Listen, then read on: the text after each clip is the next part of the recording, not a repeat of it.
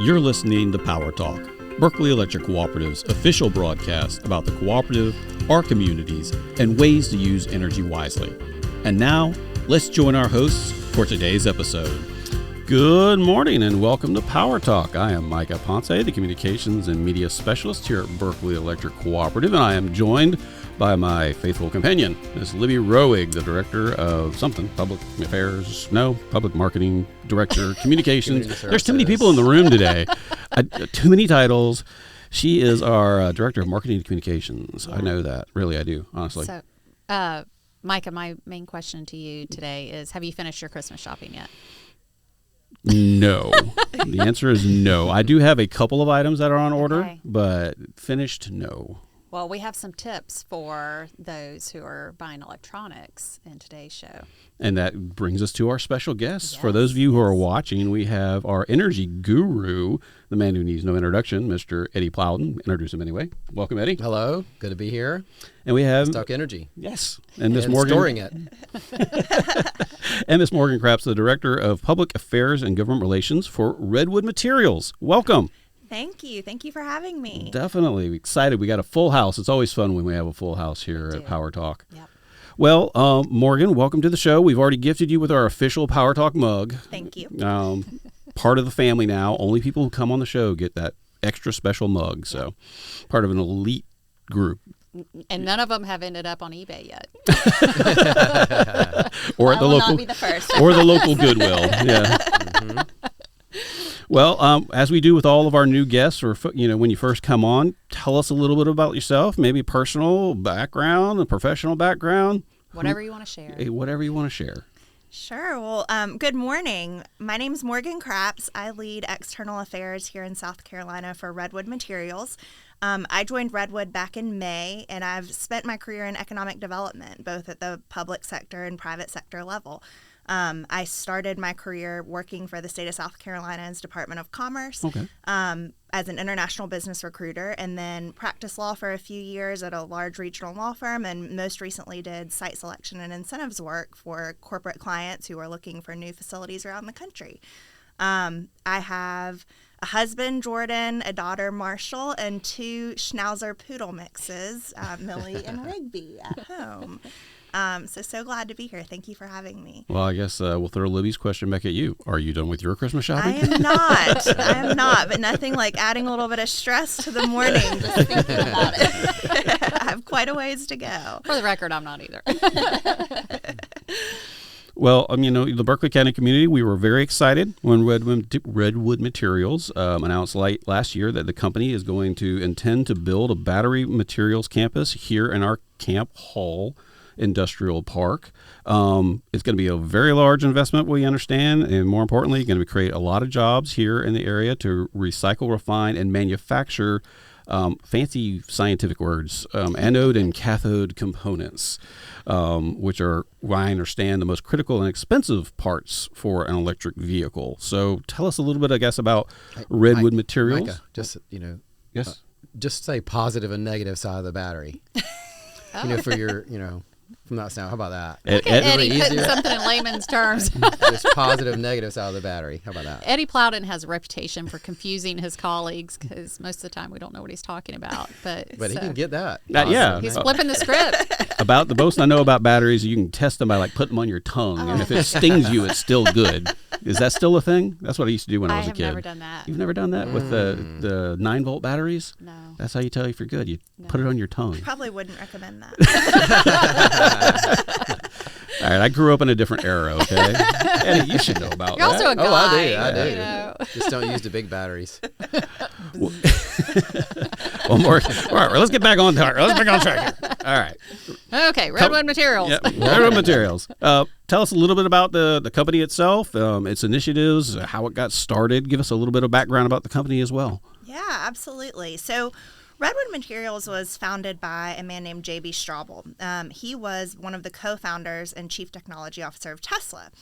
So he spent about 16 years as Tesla's chief technology officer and was responsible for a whole host of things in that role, among them being Tesla's battery gigafactory.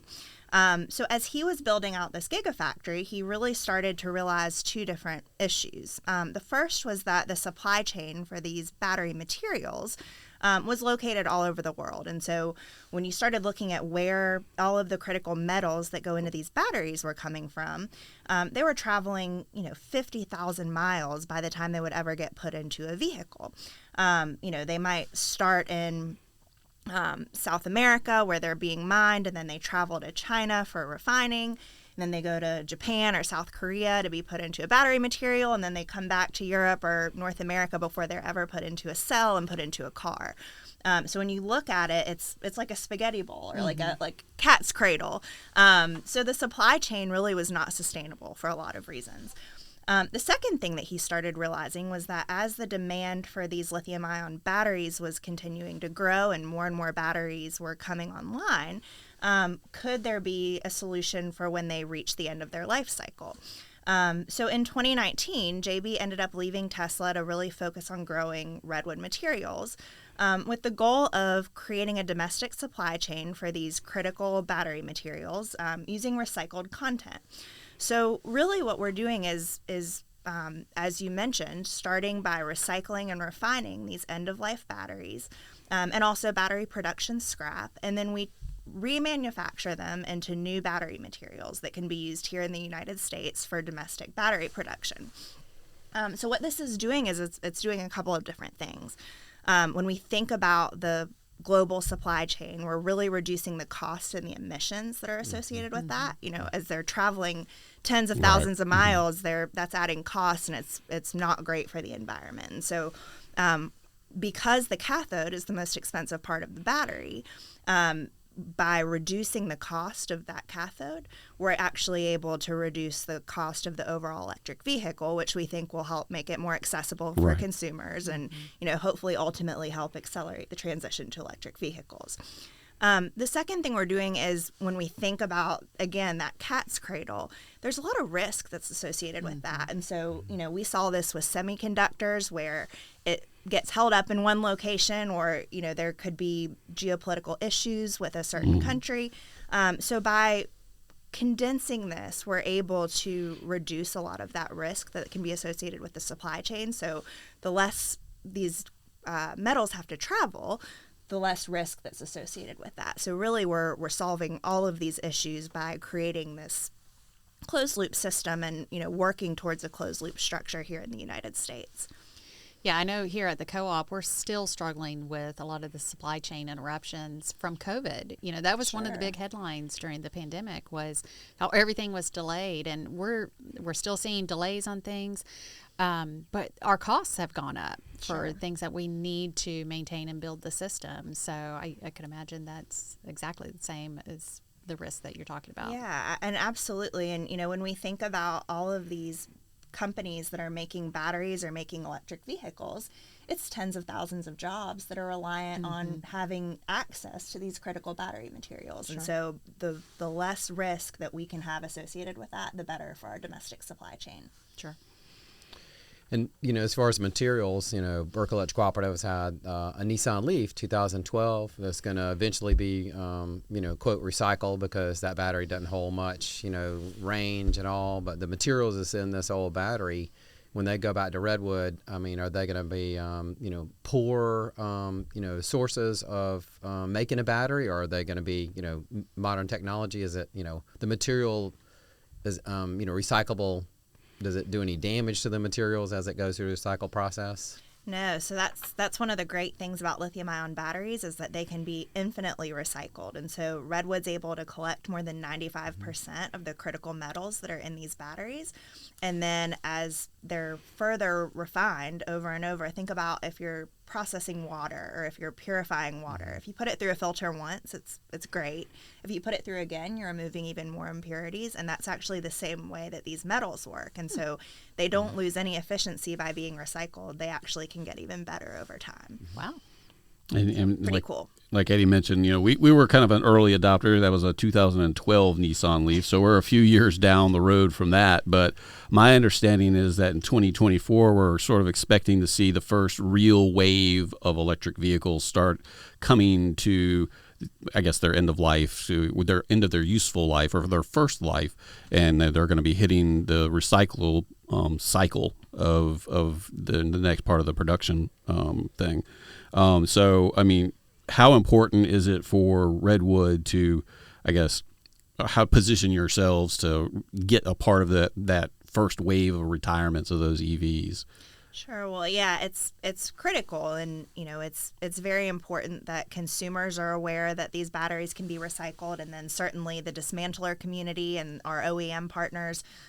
We see people wanting to do the right thing, and there's value for these batteries and in keeping them in our domestic supply chain, and so it's important to us to be able to recycle these batteries, but it's also important for our economy and our supply chain. So we're seeing lots of interest from our OEM partners, and really an appetite to continue to try to recycle these batteries as they hit their end of life, which we'll see more and more of as more EVs hit the market. But we're certainly not limited to EVs either. We recycle all different types of lithium-ion batteries. That was one of the things I was actually going to bring up. Good segue.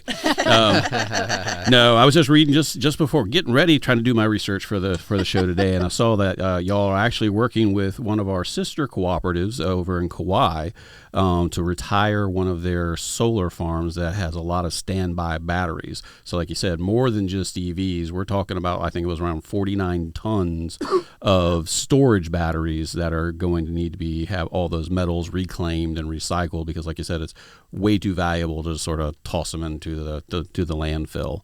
Yeah, absolutely. And so thinking about all of the different uses for lithium-ion batteries, they're everywhere. So, battery energy storage systems, both at the utility scale and then all the way down into household battery energy storage systems, EV hybrid batteries, e-bikes, scooters, all of those different types of batteries. And that's even before you get into the consumer batteries and batteries you find in your household. So lithium-ion batteries are everywhere. There's a lot of opportunity for recycling.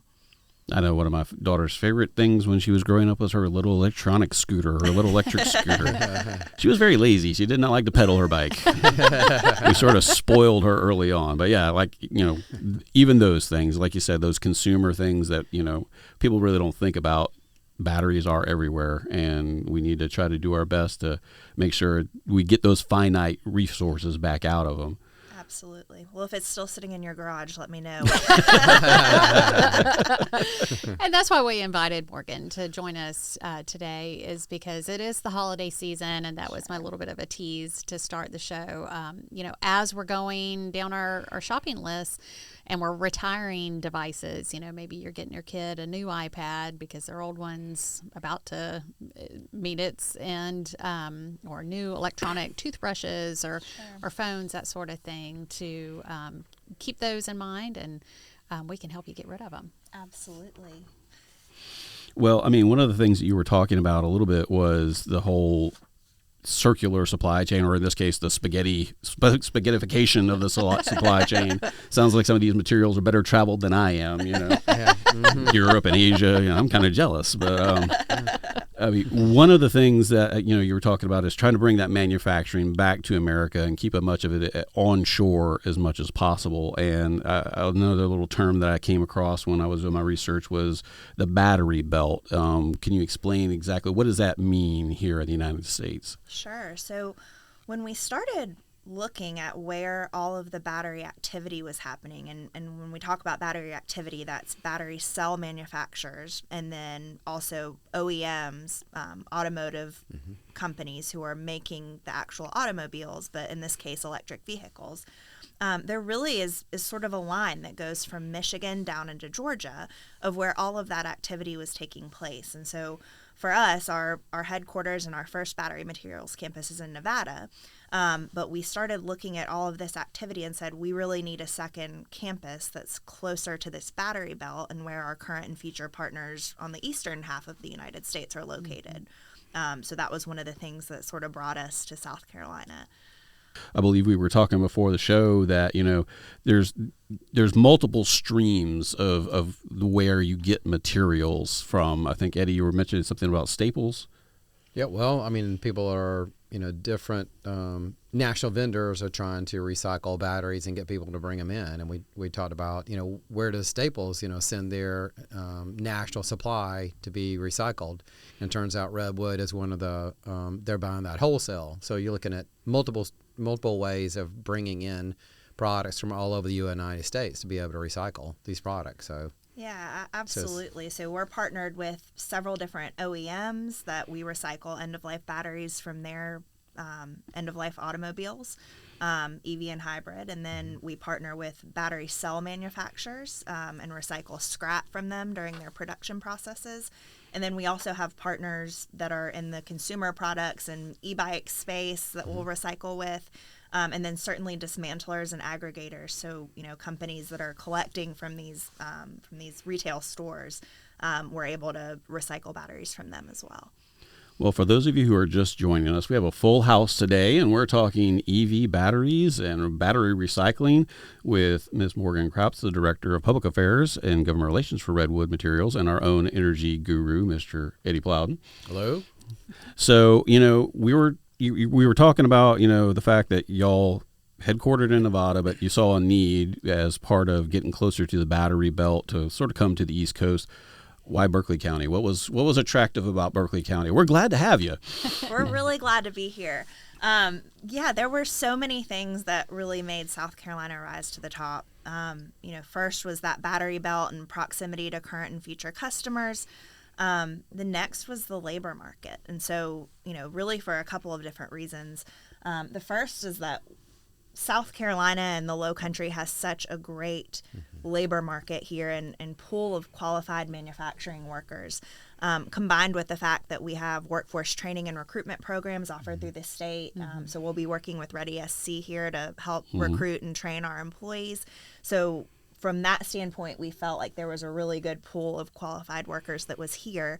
And then quality of life here was also very good. And so we work very hard to recruit top talent from all over the country for certain positions. And, we felt like this area of the state in particular was somewhere that people would want to come and move with their families. And it would be easy to recruit top talent here, and they would be very happy living here. So the labor market and potential labor market here was a big selling point. There's also great infrastructure. So the site itself has rail access. We are close to the port. We've got good interstate access to get to those partners. So that was a big deal for us, and having that port proximity was really important. The site itself was a big selling factor. So a lot of work had been done on that site prior to us ever looking at it. Years of due diligence had been done. The wetlands had been mitigated. It was over 600 acres of contiguous land, which is not easy to find anywhere in the country that you're looking. My economic development friends will agree with that. But having that site that was so ready and could move very quickly when we were ready was a big selling point for us. And the last thing I'll say is just strong support from Berkeley Electric. Your entire team was so supportive throughout the process. State government, we just saw great support from partners around the state that we saw during the recruitment process for our project, but we also felt really comfortable with the partners that were here in the state, and that we'd see that support as we continued to build out the campus in the coming years. So, of course, infrastructure-wise, I know you wanted to mention about electricity. That we are, providing that, to you as a member of our cooperative, and also the, the wholesale power, for Redwood as you grow. So, sure, looking forward to supporting that side. Yeah, y'all have been a fantastic partner for lots of different reasons. So, thank you. And this is all relatively new, though, in terms. I mean, not the idea of recycling, but the industrial level and separating the EV battery elements and everything. So y'all are still working on your Nevada campus and getting things up fully built out there. Is that correct? That's correct. Yes. So we are in full construction mode in Nevada, and hope to be in South Carolina very soon as well. Well, I mean, you're already here in a way, because we're proud to partner with you as a host collection site for the lithium-ion batteries at each of our 4 district offices. And my understanding is, like, at the end of 2022, y'all had gotten enough of those end-of-life batteries to get about enough material for about 60,000 new batteries for electric vehicles, or at least parts of the elements that you need to create those batteries. So the recycling effort is going to be vital to moving forward with this technology. What are lithium-ion batteries? Eddie's talking about positive, negative. I mean, but for the folks out there who, we're throwing those words around, and most folks, you slip the old battery in, you might not really think about, is it lithium-ion? Is it nickel hydride? Is it this or that or the other, all these fancy words? But I mean, give us an idea. So, what are lithium-ion batteries, and what are the types of devices that usually are powered by the lithium-ion? Sure. So when you think about lithium ion, think rechargeable. So what we're looking for are the rechargeable batteries. The good news is if it's a standalone battery, it'll typically tell you what type of battery it is. So read the very fine print. You might need a magnifying glass to see it, but there are other types of batteries. So typically, if you're looking at your household batteries, if it's a AA or a AAA, that's likely going to be an alkaline battery. We'll often see lead acid batteries in the household. Those are not lithium ion. They're recycled differently than our lithium ion battery recycling. But what we're looking for are those rechargeable batteries. And so think about your iPads, your laptops, your cell phones, electric toothbrushes, power tools, lots of power tool batteries. That's a big one for us. Hearing aids. The possibilities and the things that are using batteries today are endless. So if you have a rechargeable device and there's a battery embedded in that device, there's a good chance it's a lithium ion. So.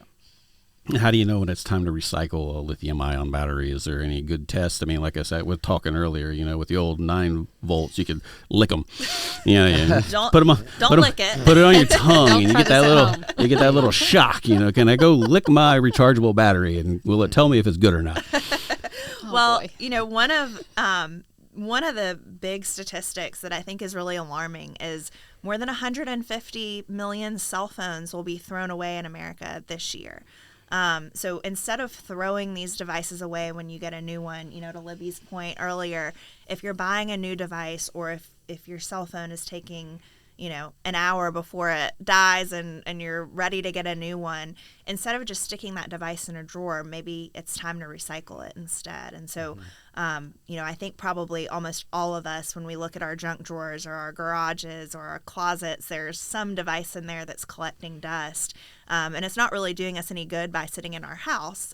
Why not put that back into our domestic economy? So, really, when the battery kind of stops working is the best test, or when you put it in a drawer and you never pull it back out again, we'll be happy to take those off your hands. When it comes to the EV batteries, I mean, like Eddie was talking about earlier, we had one of our early adopter, first off the line, 2012 Nissan Leaf, and we started obviously seeing end of life when the range started going down on that. So with today's modern EV batteries, what is the approximate expected life before you start seeing that 70 to 80% reduction in rechargeable to full power? Yeah, I mean, I think it depends on the vehicle, but again, we work with lots of different OEM partners that actually will. So one example is Volvo. We work with Volvo's dealer network around the country. They've got over 1,000 dealerships. So if you bring your vehicle into a Volvo dealership and you determine together that it's end of life, then we'll actually take that battery and recycle it. So it just, I think, depends on the battery and how it's been used and a whole host of different factors. But we get those batteries from a variety of different sources, including the dealer networks, including the OEM partners, and then also the dismantler network.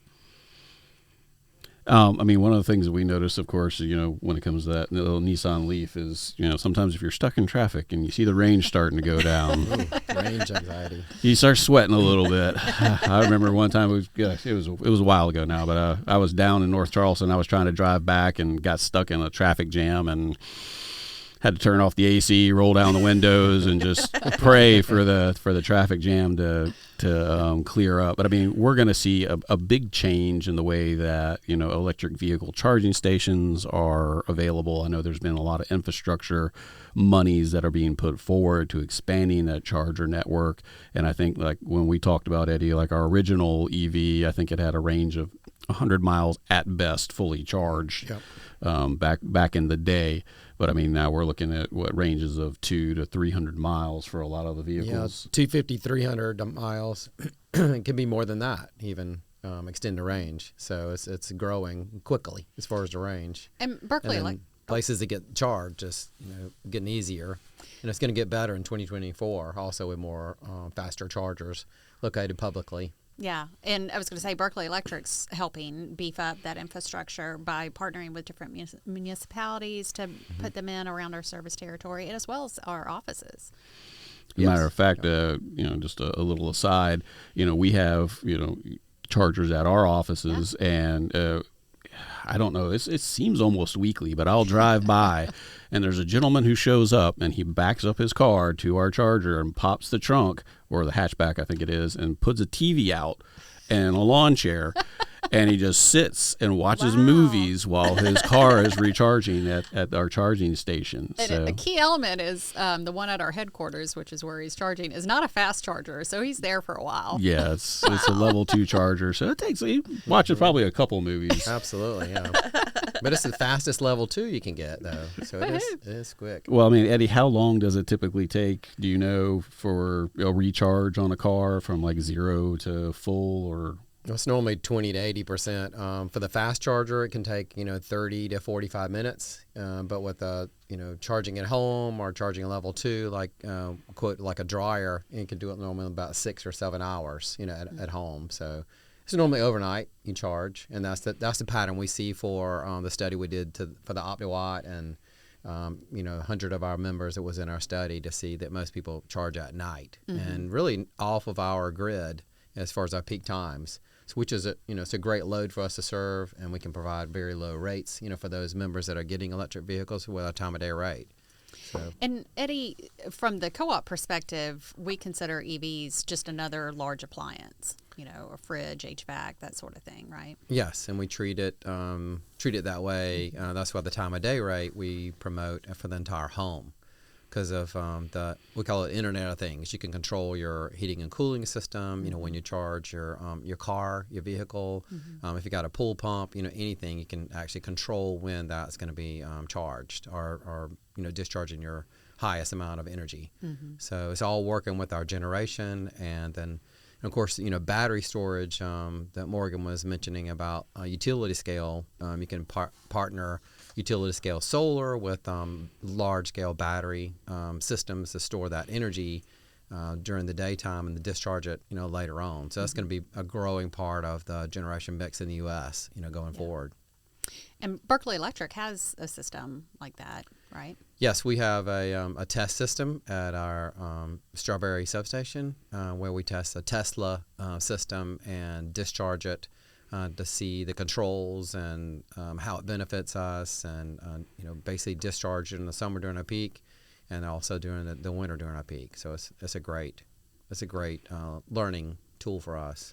And that's the same location as one of our community solar gardens. Yes, it's paired together. Okay. Yep. Similar to what they have in Kauai, but much, much smaller. Much smaller. But hey, we do our best. Yeah, we do our we're best. giving it a whirl.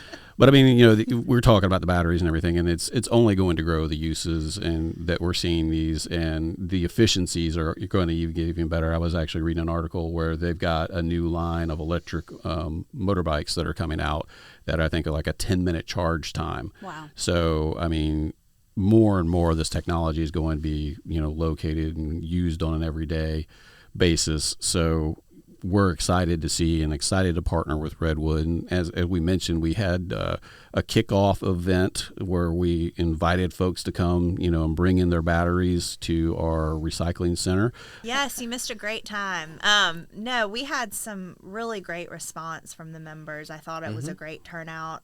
Lots of engagement, lots of engaging questions about the company and about battery recycling. And so I think by continuing to educate the public about the importance of recycling these batteries and providing these free and convenient ways for them to actually recycle the batteries, we're going to be able to continue to grow the recycling rates and try to keep these critical products out of landfill. So I think the members seemed really excited about it. Well, that's good. And if they want more information, they can go to redwoodmaterials.com/recycle with us. Yes. Is that correct? That's okay. correct.